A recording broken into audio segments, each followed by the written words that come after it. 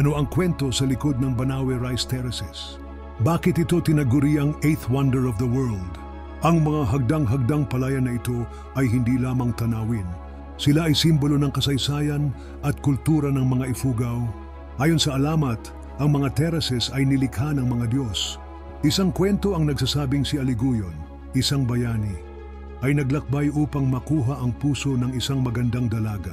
Sa kanyang paglalakbay, tinulungan siya ng mga Diyos na gawing patag ang bundok at lumikha ng mga hagdang-hagdang palayan. Ang mga palayan ay naging simbolo ng pag-ibig at sakripisyo. Ngunit may iba pang kwento. Sinasabing ang mga Ifugao ay may mga espiritu na nagbabantay sa kanilang mga lupa. Ang mga espiritu ito ay nagbibigay ng masaganang ani sa mga nagtatanim.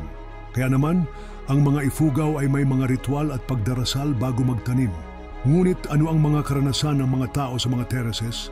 May mga kwento ng mga supernatural na pangyayari. May mga nakakita ng mga anino sa mga bundok. May mga narinig na mga awit sa gabi. Ano ang inyong mga karanasan? Ibahagi ang inyong mga kwento sa comments. Huwag kalimutang i-like ang video na ito.